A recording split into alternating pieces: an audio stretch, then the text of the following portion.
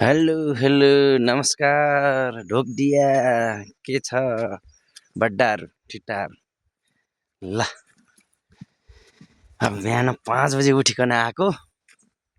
ल हेर्नुहोस् है गाइजहरू ल म पनि अब चुनाव दर्ता के अरे के भन्छ यार पार्टी दर्ता गर्न जान लागेको है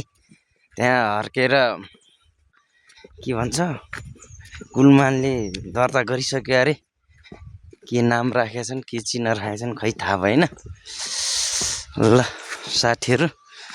अब म पनि चुनाव लड्नलाई पार्टी दर्ता गर्न लागेको खै यो दर्ता गर्ने ठाउँ पनि जेनजीले भड्काएर चौतारीमा बसेछ भन्थ्यो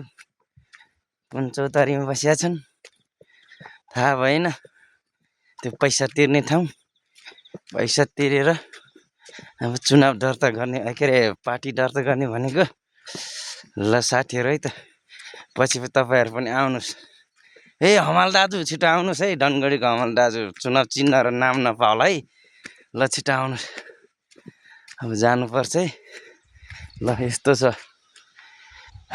पसिनै आएको छ बिहानै उठेर आएको फेरि गाडी फेर्न जानुपर्छ अब कहाँ जाला त दर्ता गर्न भन्दाखेरि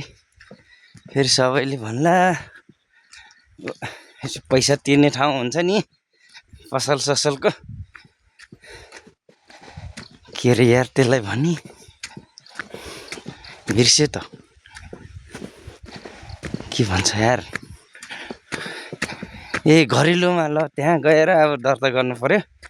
फेरि भड्काएर चौतारीमा बसेछ भने त्यही चौतारीमा पैसा तिरेर बनाउनु पर्ला है साथीहरू ल के गर्ने ल आउनु सबैजना जानै पछि पार्टी गर्नुपर्छ है यहाँ हाम्रो देशमा ल आउनु आउनु आउनु ल म चाहिँ हतार छ अहिलेलाई चाहिँ यति भनेर राख्छु है